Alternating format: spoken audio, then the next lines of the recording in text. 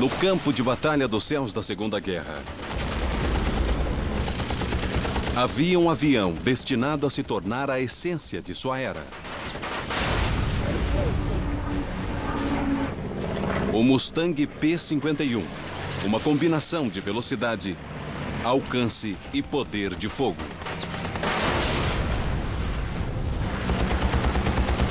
Entre na cabine enquanto pilotos de Mustang lutam contra os melhores pilotos do eixo na Europa e no Pacífico,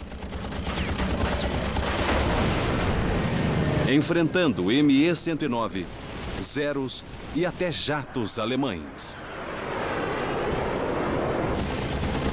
Cimentando o lugar do Mustang como o caça americano mais famoso da história. Vivencie a batalha. Descubra as táticas.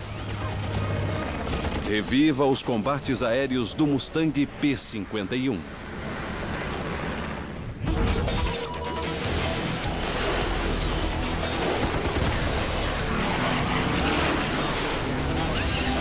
Combates aéreos, o Mustang P-51.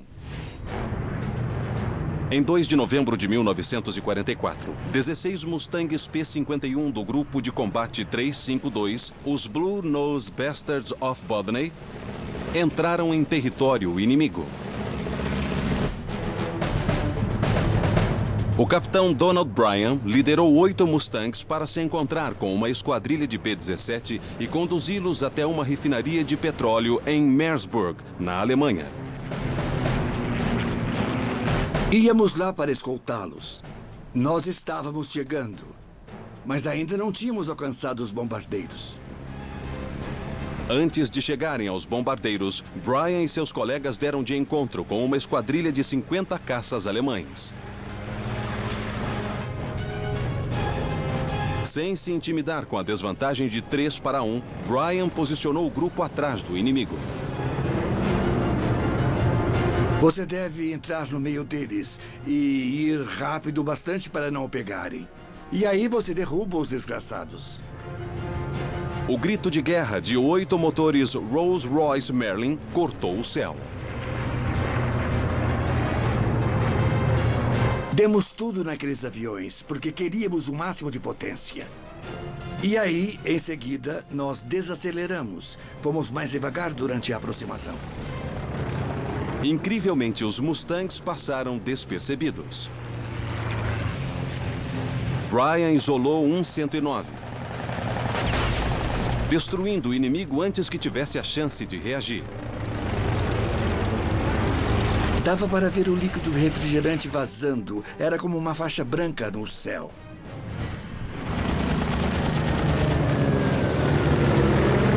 Bryan saiu do ataque. A investida do Mustang deu certo. Os 109 se espalharam. Era isso que queríamos, fazê-los se separar. E dali em diante, até o final, houve uma grande confusão. Havia aviões por todo o lado. Mas não muitos P-51. Bryan ficou na cola de outro 109, habilmente controlando o manche e a aceleração. O P-51 era, e até hoje ainda é, o avião mais perfeito já projetado. Tudo ficava exatamente onde você precisava. Você baixa a mão esquerda, acessa o controle dos flaps e do equilíbrio longitudinal, o acelerador fica no lugar ideal, o controle da hélice é perfeito e os instrumentos são bem posicionados. E é um avião em que você pode se sentar e tocar em tudo sem nem precisar olhar. O dedo de Bryan estava sobre o gatilho. De repente, ele ouviu uma voz frenética no rádio. Havia um inimigo em sua cauda. Ele reagiu na hora. Você só precisa puxar o manche para trás com força e pisar no leme com força. E se estiver em alta velocidade, é só dar um toque de leve e então fazer um giro. E isso faz você ir mais devagar. E aí você acelera de novo. A manobra de Bryan enganou o alemão e seus próprios colegas. Eles não me seguiram no giro, então seguiram em frente. Mas Brian viu uma chance de ataque. Uma esquadrilha de 809 voando na direção dos bombardeiros. Brian decidiu ir atrás do inimigo. E estava atrás deles, exatamente onde queria estar. Eu sempre vou atrás do último. Brian derrubou o 109 e rapidamente saiu do caminho. Mas outro 109 apareceu à sua frente.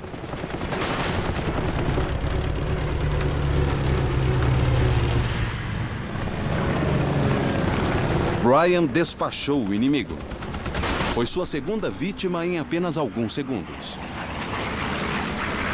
Havia muitos deles e eram muito velozes. E então eu disse, ok, aquele cara vai dançar agora. Aí eu parava e saía procurando outro. Brian voltou para a luta e escolheu outro alvo. Mas, sem apoio, ele ficou exposto. De repente, ele viu um reflexo no retrovisor. Havia um 109 atrás dele. Brian saiu para a esquerda. Ele girou e reverteu, mas o alemão estava determinado e não ia desistir. Eu tinha o melhor P-51 de todos. E esse cara estava voando melhor do que eu. E essa era uma coisa que eu não tolerava. Esse piloto da Luftwaffe era diferente de qualquer outro que já havia encontrado. A habilidade de Brian no P-51 estava para ser posta à prova. A velocidade definia o Mustang P-51 e o programa que o criou. Em 1940, quando o Ministério da Aeronáutica Britânico propôs que a aviação americana criasse uma nova linha de produção para os P-40 da Real Força Aérea, a contra-oferta foi uma nova carcaça e uma produção mais rápida. Apenas 127 dias depois, o primeiro protótipo do Mustang deixou o hangar. O caça tinha o mesmo motor de 1.100 cavalos força do P-40. Mas aerodinamicamente era muito diferente. Diferentemente de um aerofólio convencional, a seção transversal da asa do Mustang era fina na borda e mais larga no meio, com uma curvatura semelhante em cima e embaixo. Esse design inovador reduziu o arrasto na borda dianteira da asa e garantiu o fluxo laminar, o fluxo de ar ideal sobre os contornos da asa a alta velocidade. Isso ajudou a aumentar sua velocidade para 528 km por hora, mais veloz do que o P-40 e até mais do que o Spitfire britânico. Os modelos posteriores do P-51 ganharam um motor Rolls-Royce Merlin de 1.700 cavalos. Assim, o Mustang mostrou todo o seu potencial. O Rolls-Royce Merlin tem absolutamente tudo o que é preciso. É um motor muito potente. E quando você exige dele, ele responde muito rápido, especialmente na descida. A versão definitiva do Mustang, o P-51D, tinha 6 metralhadoras calibre 50 e uma velocidade máxima de 700 km por hora.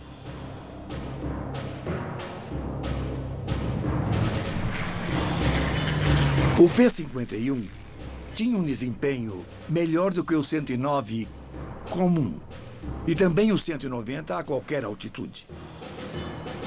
Comparado ao Me-109, o caça mais produzido na Alemanha, o Mustang levava vantagem.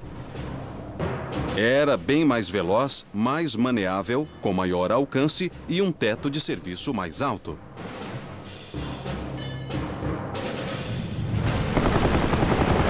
Mas Don Brian lutava para se livrar de um Me-109 muito incomum.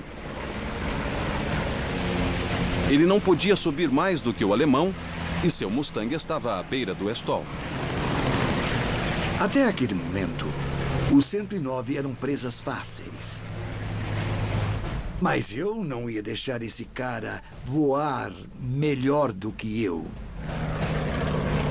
Brian tentou escapar. Mas o 109 não deixou. Eu estava assustado. Em 4G, a máscara de oxigênio deveria ficar no rosto. Mas tive de segurá-la, porque estava suando. E ela estava caindo até o queixo. O alemão se aproximou mais. Ele virou mais rápido do que eu. Estava se aproximando e finalmente fez a mira em mim. Ele não passou direto, estava por cima. Se esperasse mais um pouco, ele apertaria o gatilho e me acertaria. Brian, então, fez uma manobra ousada, que só havia treinado algumas vezes. Você puxa o manche com força. Aperta os pedais até o fim. Empurra o manche para frente de novo e então volta para o meio. É uma manobra de risco, que ele chama de reversão vertical invertida. Ao puxar o manche para trás, o avião estola. Pisar no leme faz o nariz descer. Incrivelmente, o torque da hélice faz o avião girar no sentido anti-horário. Brian, então, empurrou o manche para frente, neutralizando o efeito. Só um piloto muito confiante tentaria uma manobra tão ousada.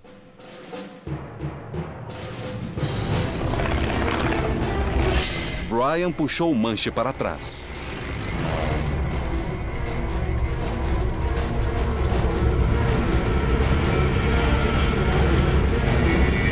Sua cabeça bate na coberta e a hélice faz você girar. A sua velocidade chega perto do zero e você cai cerca de 600 metros até conseguir ganhar velocidade de novo. E nesse meio tempo, você some da vista do cara que estava atrás de você em uma fração de segundo. Graças à manobra engenhosa, Brian escapou da morte certa. O Mustang caiu durante 5 segundos antes que a hélice padrão Hamilton começasse a cortar o ar de novo. Brian sobreviveu. Por pouco. Rapaz, pode ter certeza de que não fui atrás dele. Mas Brian abandonou o local. Ele ainda estava no calor de uma batalha. Simplesmente havia aviões por todo lado. E o problema é que havia pouquíssimos amigos por perto. Então, Brian viu um amigo embaixo dele, com uma companhia indesejada. Brian estava aqui. Um ME-109 estava aqui, perseguindo seu colega nas nuvens.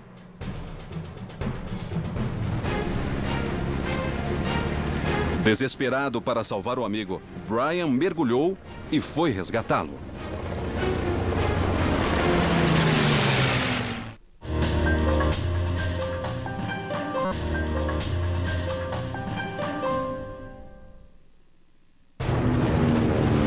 Em 2 de novembro de 1944, em menor número e lutando pela própria vida, o piloto Don Brian mergulhou para salvar um amigo. Com a vantagem da altitude e da velocidade, o as do Mustang estava para atacar.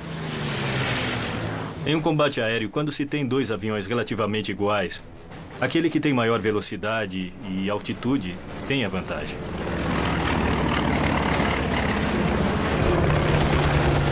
Brian disparou. Surpreso, o piloto do 109 mergulhou. Brian perseguiu seu alvo até as nuvens. O alemão estava em sua mira. As 6 metralhadoras Browning do Mustang derrubam o terceiro inimigo do dia.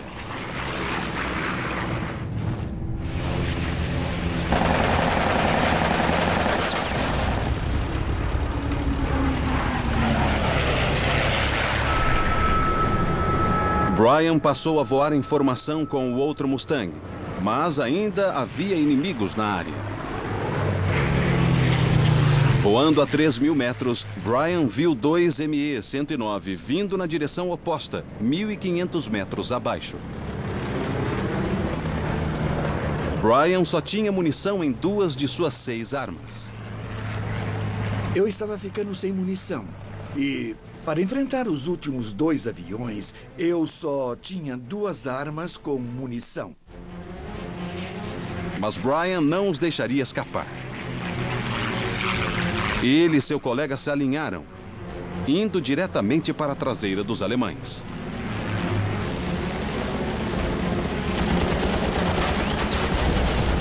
E Bryan derrubou o inimigo.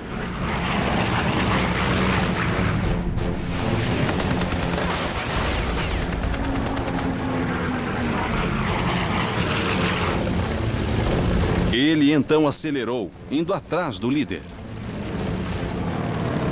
A 70 metros dele, Bryan apertou o gatilho.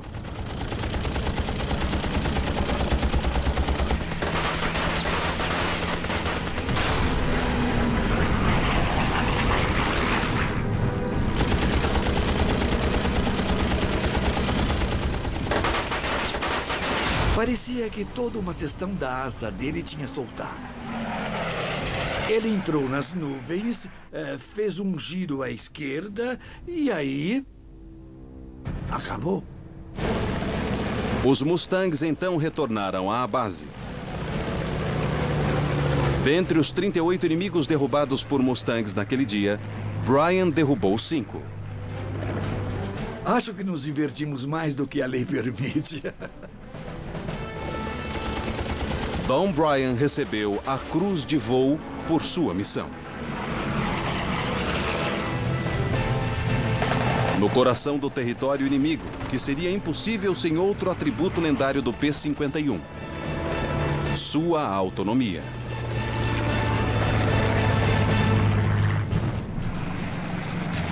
O fluxo laminar e a estrutura aerodinâmica do Mustang reduziam o arrasto e diminuíam o consumo de combustível. Mais de 1/4 do peso máximo para a decolagem do Mustang, que era de 5.000 quilos, era combustível, permitindo uma autonomia de mais de 2.200 quilômetros, o dobro de outros caças monomotores aliados. Gunther Hall, o terceiro melhor piloto da Luftwaffe, disse que o P-51 conseguia fazer durante 6 horas o que o 109 conseguia fazer em 90 minutos. Era uma aeronave incrível que podia decolar de um lugar como Duxford, na Inglaterra, voar até Berlim, fazer tudo o que precisava fazer, então dar meia volta e retornar. Embora o Mustang tivesse feito sua fama na Europa, ele também entrou em ação no Pacífico, onde foi o único caça monomotor capaz de escoltar bombardeiros de Iwo Jima até o continente japonês. Uma viagem de ida e volta de 2.000 quilômetros. Os pilotos se chamavam de Clube de Tóquio e seus benefícios como membros. Era um tempo ruim, exaustão, fogo antiaéreo e caças inimigos, todos capazes de matar. Em 23 de junho de 1945, às 9h38 da manhã, Mustangs do Esquadrão 47 decolaram de Iwo Jima.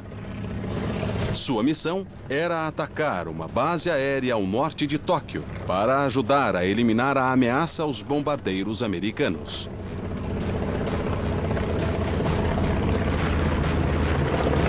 O tenente Robert Scamara comandava uma esquadrilha de 4 aviões. Não precisávamos voar tão juntos, mas eu voei bem perto só para me distrair, para me manter desperto, porque estava difícil ficar acordado. A coisa mais exaustiva no Mustang não é estar preso lá dentro, estar com calor ou então desconfortável. É o barulho. É o barulho que deixa você totalmente acabado. Mas no continente, a monotonia desapareceu. Os Mustangs do esquadrão de Scamara se prepararam para a batalha. Nós decolamos e então fomos para o oeste, esperando encontrar um campo de pouso cheio de aviões para destruí-los em terra, mas em vez disso, estavam no ar. Havia 7 caças japoneses às 9 horas voando baixo e mais 17 às 7 horas voando alto. E Scamara estava na mira de um deles.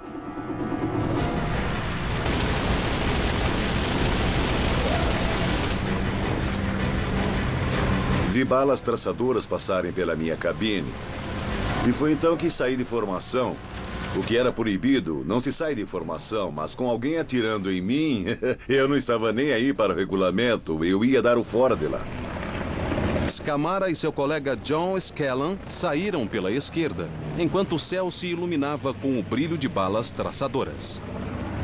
Dali em diante foram combates incessantes, um avião depois do outro.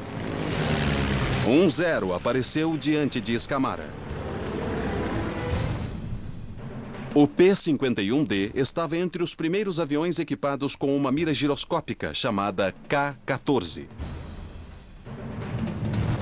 Geralmente calculamos a envergadura da asa tipo 11 metros ou por aí. Então você inseria o dado e ele fazia o cálculo e aí você só tinha de fazer mira no avião. Como inimigo na mira, Scamara só precisava dar uma rajada curta. O Zero atingido começou a cair. Depois, Scamara viu 2 caças N-1K, codinome George, voando baixo às 9 horas. O N-1K era o caça japonês mais avançado, uma ameaça para qualquer americano no céu. O George tinha canhões mais potentes, mas o Mustang tinha a vantagem da velocidade e da altitude.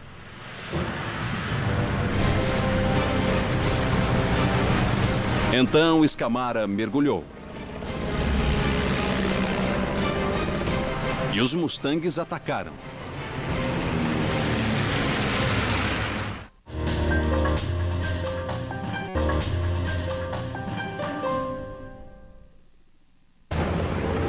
Em 23 de junho de 1945, em meio a um combate aéreo, o tenente Robert Scamara e seu colega John Scanlon aproximavam-se de 2 caças NK-1. Eu disse, se estivermos nessa situação e houver 2 aviões, irei atrás do líder e você irá atrás do segundo avião. Bem, eu estava chegando, me aproximando do líder, mas ele não estava atirando no colega dele. Scamara disparou uma rajada no segundo avião inimigo.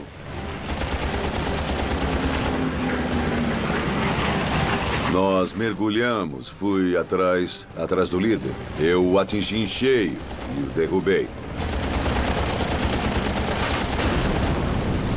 2 pontos para Scamara. Sua estratégia era atacar rápido e mudar a rota. Dei rajadas curtas porque, para começar, eu não queria acabar com a munição. E também porque não precisava mesmo, porque os aviões japoneses não eram blindados. Era muito fácil derrubá-los, não havia problema nenhum. Scamara enfrentou mais alguns caças e atingiu 3. Parece que para todo lugar que eu apontava havia um avião japonês, então não precisava manobrar muito para ir de um para o outro. De repente, balas traçadoras passaram por cima de sua cabine. Um Frank Ki-84, o caça mais veloz do arsenal japonês, mergulhou na direção de Scamara, que virou para a esquerda. O erro do piloto inimigo foi ir rápido demais, e ele passou direto e subiu. Scamara reverteu e subiu, tentando colocá-lo na mira. Eu me lembro de subir e a mira de um deles estava na tampa do meu motor. E eu não consegui ultrapassá-lo, então eu praticamente estolei.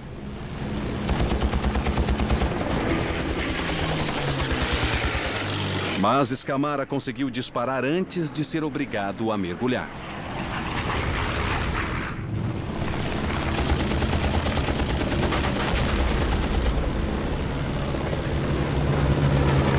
O caça japonês caiu, passando à frente dele.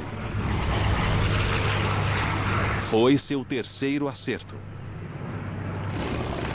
Mais uma vez, Scamara vasculhou o céu. Vi que um avião japonês estava à minha frente. Assim que me viu chegando, ele saiu, virou e mergulhou na direção do solo. E eu não devia ter feito isso, mas eu o segui. Scamara foi atrás do inimigo, mas começou a se preocupar com o combustível. Então eu pensei, dane-se ele, e disse, deixe-o ir. E voltei a subir usando a velocidade para ganhar o máximo de altitude possível. Depois de tantas manobras, ele se perdeu dos outros americanos. Scamara estava sozinho. E então viu alguma coisa à sua esquerda. Foi quando notei que Scanlan ainda estava ao meu lado. E até aquele momento eu não tinha visto. Incrivelmente, apesar de todas as manobras, o colega de Scamara ainda estava com ele. Então, Scamara decidiu ir ao ponto de encontro. Então fizemos silêncio de rádio. Eu não disse nada, mas sinalizei com a cauda. E lá foi ele. Começou a voar a uns 400 metros, paralelo a mim, para que ele pudesse vigiar a minha cauda e eu a dele. Pouco depois, Scamara viu um inimigo atrás de Scanlan. Havia um 0 em sua cauda. Me virei na direção dele, mas eu não ia conseguir. E pelo rádio gritei para ele fazer alguma coisa, porque tinha um avião japonês atrás da cauda dele. Mas era tarde demais. Os canhões de 20 milímetros acertaram as asas de Scanlan, que se incendiaram. Ele lançou a coberta e saltou fora, porque a cabine dele deve ter ficado muito quente. Scamara circulou o paraquedas do colega, atirando nos aviões japoneses ao seu alcance. Eu continuei atirando neles, mantendo-os à distância, e logo fiquei sem munição em 4 armas. Só 2 ainda estavam disparando, mas acontece que 2 delas tinham umas 100 balas a mais do que as outras 4. Não havia mais nada a fazer. Scamara virou e foi para casa.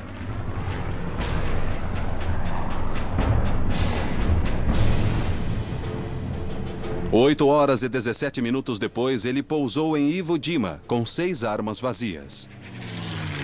Incrivelmente, seu tanque interno ainda tinha 200 litros de combustível. Scamara derrubou 3 aviões inimigos e danificou 4. Mas John Scanlan não voltaria para casa vivo. Acho que foi uns 3 anos depois que notei ao acaso esse pequeno artigo no jornal. 2 ou 3 mulheres haviam sido exoneradas por crimes de guerra. E o crime de guerra delas foi soltar Scanlan da enfermaria e o entregar a uma multidão que exigia que elas o entregassem a eles. Bem, elas o entregaram a eles e ele foi linchado. E foi assim que descobri o que aconteceu a ele. Sem dúvida nenhuma, eu teria devolvido a eles aquelas 3 vitórias para poder salvar John. Mas não foi assim que aconteceu.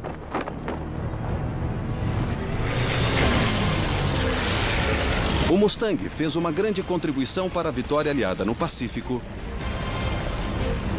derrubando a maioria dos caças japoneses que ameaçavam os bombardeiros americanos. Na Europa, os pilotos de Mustang estavam entre os primeiros a enfrentar a arma mais ameaçadora do Terceiro Reich, o caça a jato. Em 7 de abril de 1945, um Mustang P-51 sobrevoava uma esquadrilha de bombardeiros B-24, penetrando no coração da Alemanha.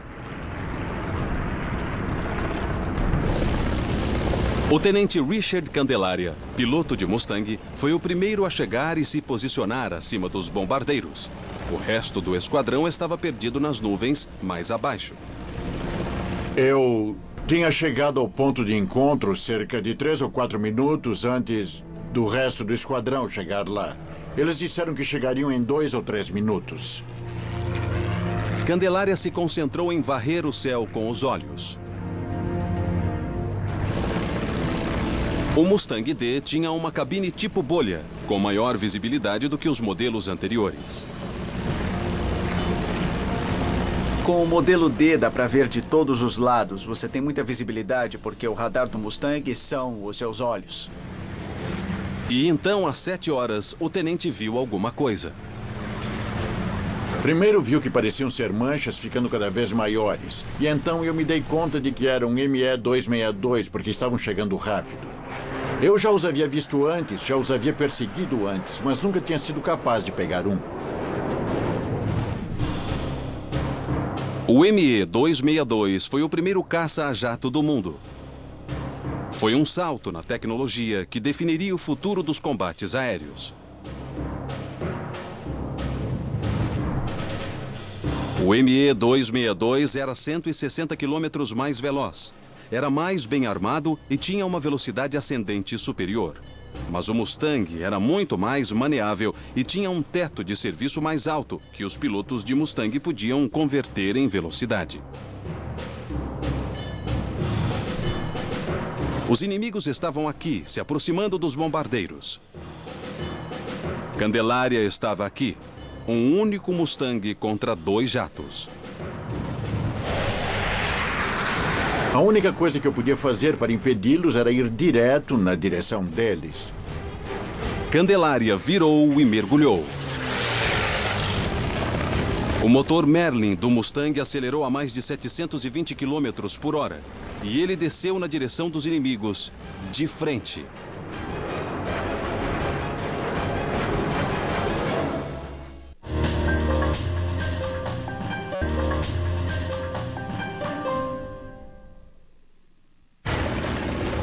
Em 7 de abril de 1945, o tenente Richard Candelária mergulhou na direção de 2 jatos alemães que ameaçavam uma esquadrilha de bombardeiros americanos. Ele se preparava para atirar, mas os alemães o surpreenderam. Eles se aproximavam de uma forma muito rápida e... então fizeram uma coisa que eu não esperava. Eles mergulharam um pouco, não muito, só ligeiramente. Mas isso me despistou porque eu não conseguia alinhar com eles. A manobra dos alemães foi simples, mas brilhante. Candelária já estava forçando os limites de G negativo do Mustang.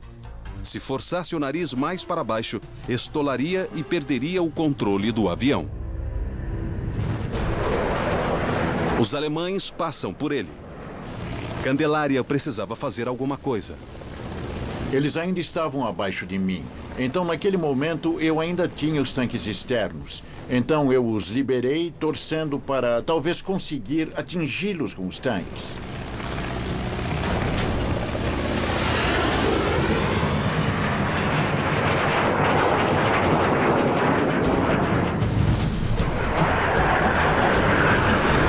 Os jatos alemães saíram para a esquerda, obrigados a mudar de curso para longe dos bombardeiros. Nesse momento, Candelária reverteu e voltou para atacar. Eles giraram e nivelaram. A altitude se converteu em velocidade. Eu desci e então voltei a subir. Naquele momento estava voando a cerca de 790, 800 quilômetros por hora. A manobra de Candelária o colocou no caminho do inimigo. Mas ele conseguiu passar adiante e os jatos viraram na direção dos bombardeiros. Candelária apertou o gatilho.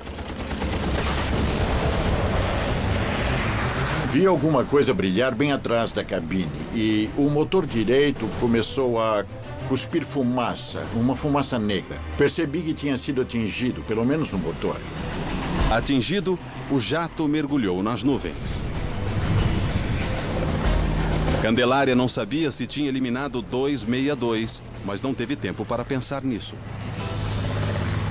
Quando comecei a nivelar, vi uma coisa parecida com bolas de tênis iluminadas passando pela minha asa direita. O meu chefe de equipe tinha instalado espelhos redondos no topo da coberta. E quando olhei no espelho, eu vi o nariz dele bem atrás de mim. Enquanto Candelária se concentrava no líder, o colega dele manobrou até sua cauda. Caí para a esquerda e rápido, porque os bombardeiros estavam à minha direita. Se fossem me perseguir, pelo menos seria para longe dos bombardeiros. Um projétil explosivo de 30 milímetros acertou a asa direita de Candelária. O Mustang balançou, mas continuou na curva. O jato alemão não conseguiu acompanhá-lo e passou direto por ele. Então caí para a direita para tentar ir atrás dele, mas ele estava indo rápido demais. Sem esforço, o alemão acelerou e ficou fora de seu alcance, fugindo da luta. Candelária foi atingido, mas não estava acabado. Apesar da desvantagem numérica contra os caças mais avançados da Segunda Guerra, ele e seu Mustang venceram o combate. Enquanto voltava para a esquadrilha de bombardeiros, o céu à sua volta estava quieto. Acalmaria antes da tempestade. De repente, saindo de um banco de nuvens, eu vi um monte de aeronaves. Então olhei para fora e disse, caramba, olha quantos alemães. E então pensei comigo mesmo, bom, meu senhor, eu rezei para os inimigos aparecerem, mas preferiria que viessem em grupos de 2 e 3, não todos de uma vez. Candelária estava aqui. Havia 15 ME-109 alemães abaixo dele, indo na direção dos bombardeiros. E mais uma vez, Candelária era o único que estava em seu caminho. Então ele acelerou e voltou para o combate. Seu alvo era o líder do grupo. Esse era amarelo desde o para-brisa até o nariz. E também a hélice. Era amarelo ovo. Esse cara queria ser visto. Na hora eu deveria ter entendido que ele provavelmente era um as. Candelária se posicionou para atirar. Eu estava tentando chegar nele, mas descobri que não conseguiria, porque para fazer isso eu teria de ir na direção dos bombardeiros. Balas perdidas podiam atingir os aliados, e Candelária não podia arriscar. Então ele decidiu passar por baixo do alemão e reverter verticalmente, para poder atirar sem atingir os bombardeiros.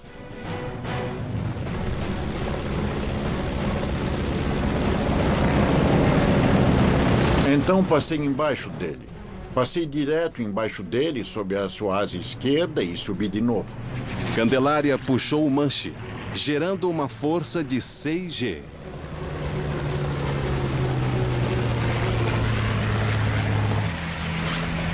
O 109 mira nos bombardeiros, disparando projéteis de longo alcance. Um dos motores do bombardeiro mais próximo explodiu.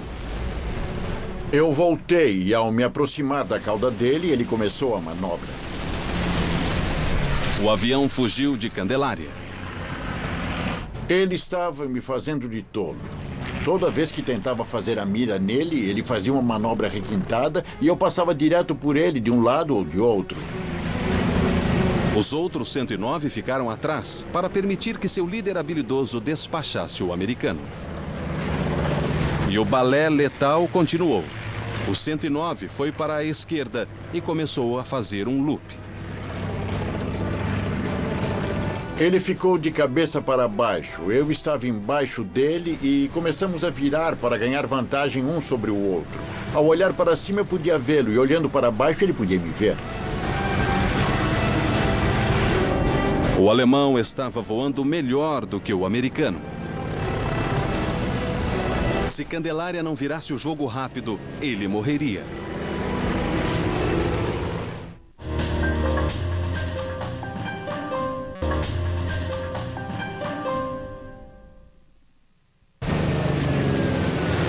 Em 7 de abril de 1945, o tenente Richard Candelária tinha um as alemão em sua cola. O piloto do Mustang tentaria uma manobra arriscada para tentar virar o jogo. Candelária aceleraria a manobra rapidamente para pôr o nariz de seu P-51 na cauda do 109. Se Candelária estolasse, começaria a cair e seria um alvo fácil para o inimigo. Puxei o manche o mais forte que pude, logo antes de estolar. E quando fiz isso, soltei o manche e acionei o leme. E o P-51 praticamente ficou na traseira dele.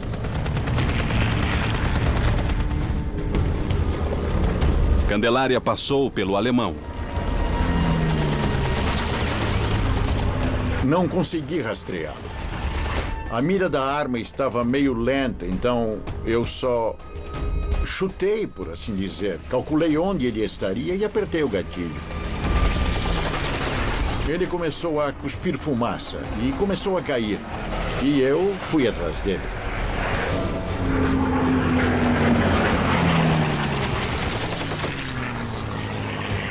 Depois eu o vi sair.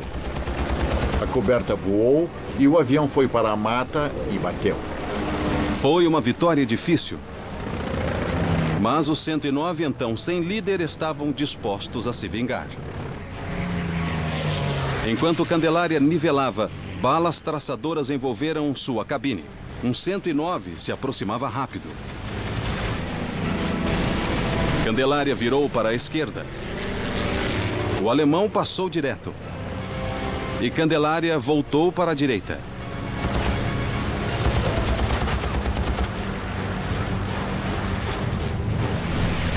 Alguns tiros certeiros convenceram o alemão a fugir.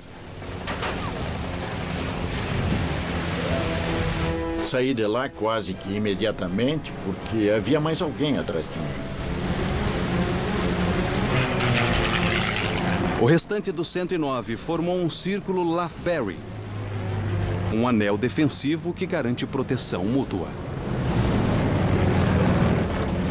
Mas Candelária se recusou a abandonar a luta.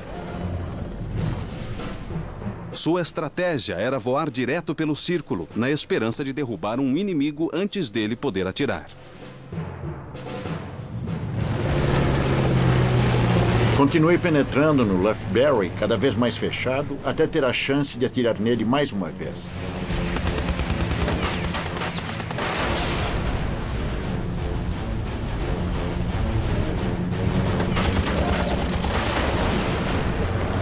Mais um 109 foi derrubado. Mas logo havia outra ameaça atrás dele. Candelária foi para a direita e o alemão o seguiu. Não havia dúvida de que eu estava virando melhor do que ele. Era uma curva bem fechada para a direita e os 109 não costumavam virar muito bem para a direita. Lentamente, Candelária se afastava do inimigo, mas o alemão não desistia. Após várias voltas, Candelária conseguiu um ângulo de tiro. Suas 6 metralhadoras Browning dispararam.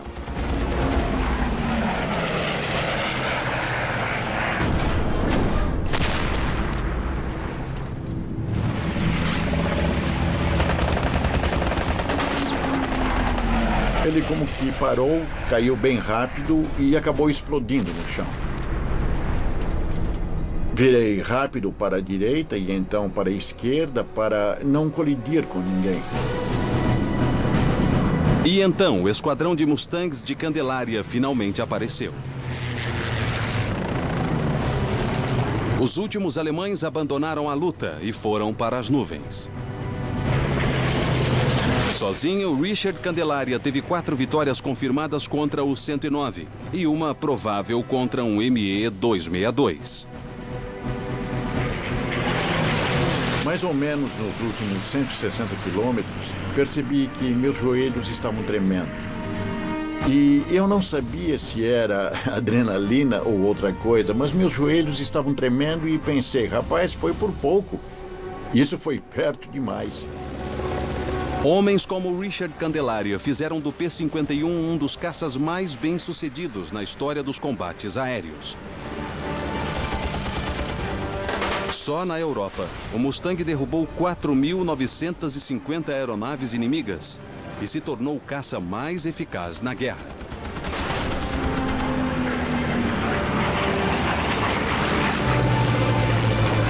O Mustang foi um ícone da Segunda Guerra. Mas hoje sua lenda vive nos shows aéreos e corridas aéreas no mundo todo.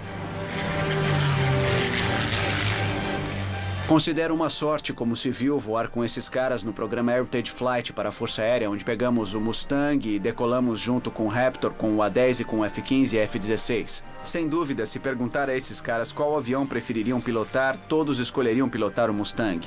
Então esse avião é uma lenda. Para eles é o avião definitivo.